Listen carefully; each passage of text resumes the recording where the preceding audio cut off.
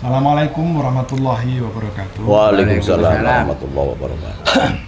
Selamat malam Gus Murid dan juga Habib Jen dan juga Pak Haji Is. Menuju Hari Santri Nasional bulan November 22 yang akan datang tahun 2021 ini bertepatan dengan momentum resolusi jihad dan bela negara.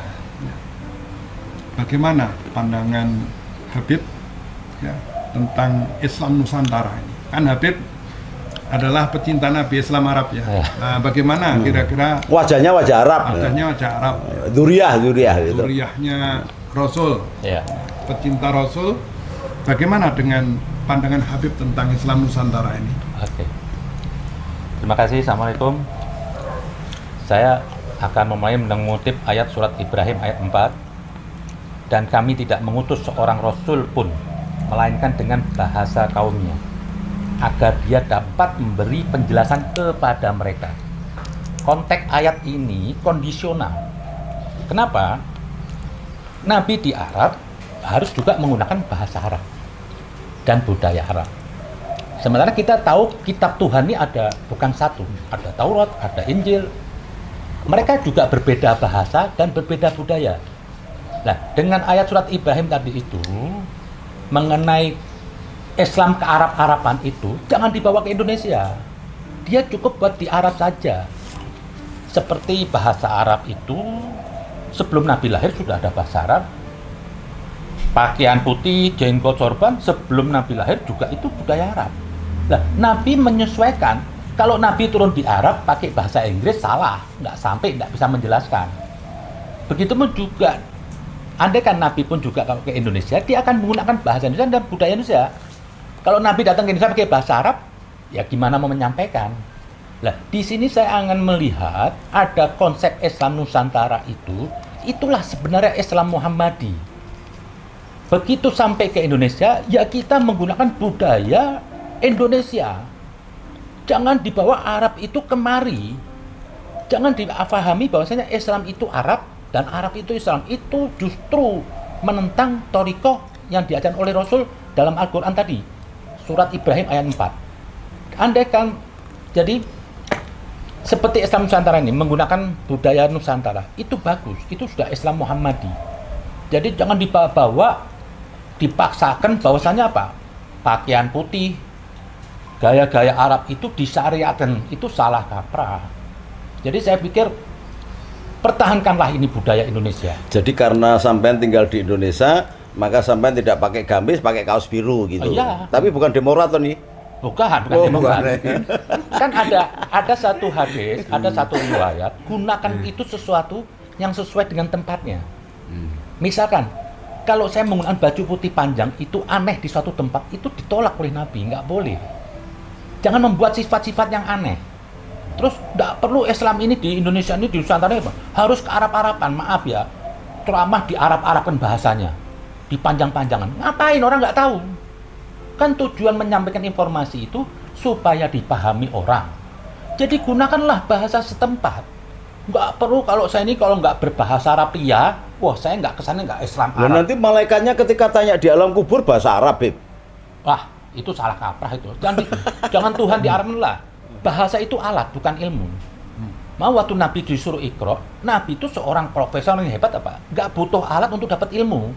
Kalau saya ke Amerika, saya harus belajar bahasa Inggris dulu alatnya supaya saya dapat ilmu. Lah, seorang Nabi ini sudah memiliki ilmu dalam dirinya. Jadi nggak butuh alat lagi untuk dapat ilmu. Nah, seperti Syekh Hasyim Asy'ari di NU membawa Islam di Indonesia dengan budaya Indonesia, betul. Seperti yang dikatakan oleh Soekarno, jadilah Islam Nusantara. Jadilah Kristen Nusantara. Jadi jangan diadopsi, semua mau diarabkan. Sepertinya ini kalau pakai jenggot baju putih itu seperti syariat, tidaklah. Jadi saya dukung benar sekali apa yang dikatakan Islam Nusantara itu. Kalau andaikan Islam itu ada di Cina, ya pakai budaya Cina. Nah, seandainya Nabi Muhammad itu turun dan ditugaskan di Indonesia, kira-kira pakai bahasa apa, Bib? Dan bahasa Indonesia dong. Kan tadi sesuai dengan ayat, Allah tidak akan mengutus seorang Rasul menggunakan bahasa setempat. Kecuali menggunakan bahasa setempat. Iya, menggunakan setempat. Untuk apa? Supaya menjelaskan. Jadi Arab itu untuk di Arab, Islam Arab. Nah, di Indonesia gunakan Islam Nusantara. Kalau di Indonesia memasang Islam Arab itu apa? Sudah mengangkangi ayat suci Al-Quran tadi itu. Kembalikan ke budaya setempat, hargai ini budaya setempat. Berbatik pergi beribadah, cukup peci hitam. Terus ada lagi mengatakan membaca Al-Quran nggak boleh pakai apa magol apa Jawa. Siapa yang larang sih? Biarkan orang dengan cara Jawanya. Lagu-lagu Jawa. Lagu Jawanya, Padang dengan lagu Padangnya. Sunda dengan Sundanya, enggak apa-apa. Seperti di Sunda Sampurasun, enggak apa-apa. Artinya juga Assalamualaikum. Assalamualaikum juga bukan bahasa agama. Sebelum ada Nabi juga ada orang sana gunakan bahasa Assalamualaikum. Orang Kristen juga pakai salam. Ya di Indonesia ya pakai Sampurasun. Di Jawa nanti lain lagi. Enggak apa-apa. Jangan dipertentangkan hal-hal yang enggak prinsip. Agama itu apa? Perilaku, tingkah laku, Moral, hak. moral, itu aja. Mencintai orang, selesai itu. Jadi pertahankan nih Islam Nusantara. Bahwasanya Islam Nusantara adalah Islam Muhammadi. Merujuk tadi surat di Al-Quran tadi, menyesuaikan kaum yang setempat. Itu aja mungkin Ya. Coba Pak Gus bisa membantu. kaitannya dengan bela negara. Gini ya, Profesor tadi tanya tentang hari santri. Santri itu siapa? Santri itu tidak hanya murid-murid yang berada di pesantren. Santri itu seseorang yang menerima hadis Nabi dan kewajiban Tuhan, yaitu tolabul ilmi faridotun ala kulli muslimin wal muslimatin. Bahkan setiap orang yang mencintai Allahnya dengan mencari ilmu itu santri. Apapun agamanya. Iya. Apapun agamanya, karena yarfa'illahu ladina amanu minkum waladina utul ilma daraja. Maka dulu diributkan yang tidak santri berarti tidak memperingati. Bukan. Orang yang tolab, yang mencari ilmu itu santri namanya. Dari kata bahasa Indonesia yang di bahasa Sangsekerta itu bahasa Jawa kuno kita, bukan bahasanya India, bukan. Kata sarastri, orang yang sedang belajar budaya. Jadi cantrik di zaman Hindu, di zaman Islam masuk ke tanah Jawa jadi santri. Pesantrennya dulu namanya Mandala. Kemudian karena di Jawa mereka bikin pondok-pondok di sekitar rumah santri, maka disebut pondok pesantren, pondok tempatnya santri. Padahal kata funduk bahasa Arab itu hotel. Kalau orang masuk funduk di Arab sana, kalau nggak bayar nggak bisa masuk.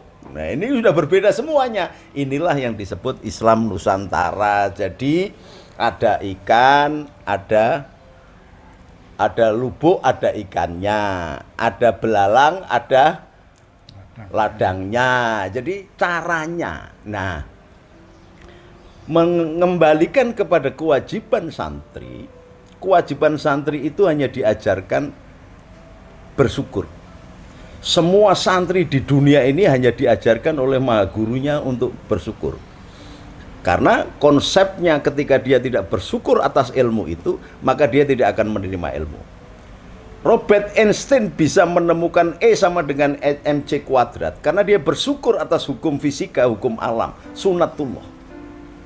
Maka dia takluk kepada sunatullah, dia menemukan E sama dengan mc kuadrat. Santri sama, diajarkan untuk bersyukur kepada Allah.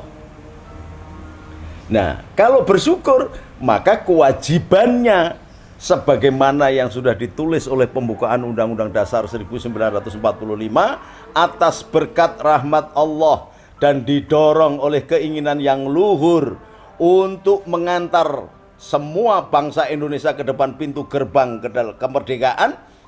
Bentuk syukurnya santri atas kemerdekaan yang diberikan Allah itu membela.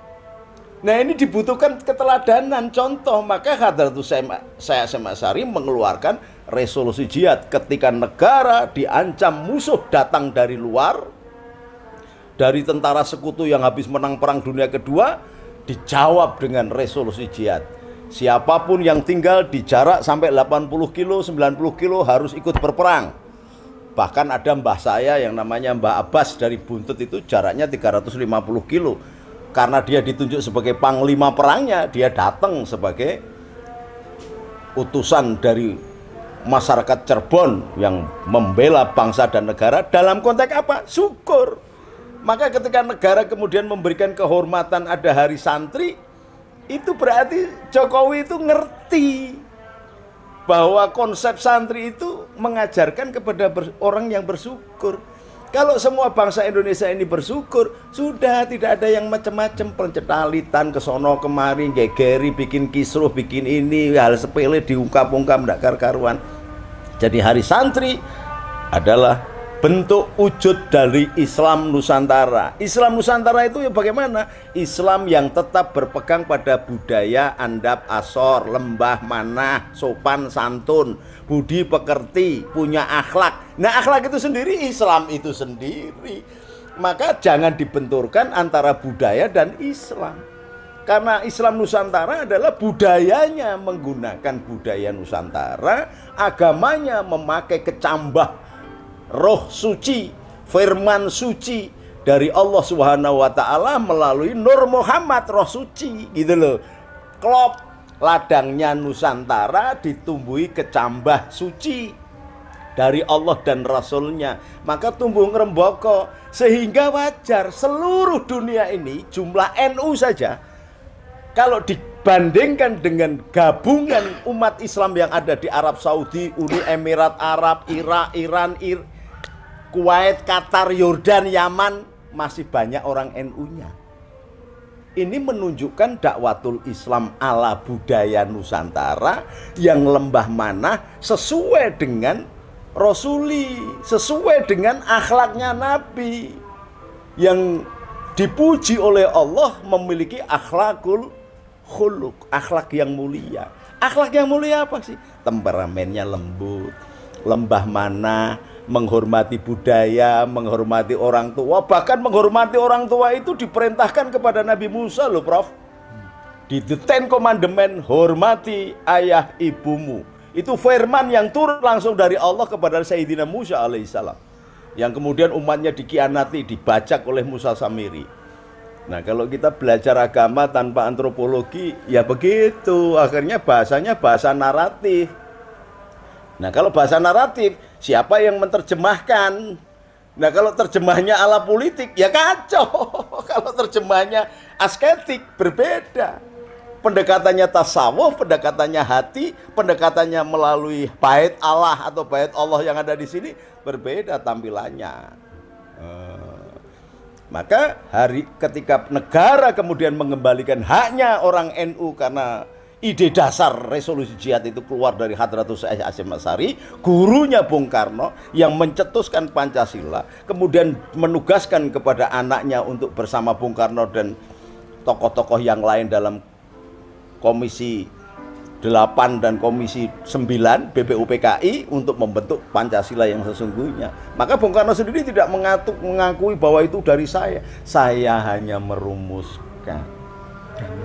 Karena memang kehidupan berpancasila dan Bhinneka Tunggal Ika itu sudah hidup ratusan tahun yang lalu. Nah, bangsa Jawa ini bangsa yang momot. Siapa saja, oh ini saya, kulo, abdi, beta, oh ternyata sama dengan anak, ya wis rapopo anak. Tapi jangan terus kemudian kita kemudian digantikan dengan bahasa Arab, kakak diganti dengan bahasa Arab, saya jadi anak, Anda jadi antum, sahabat saudara jadi akhwat, ikhwan.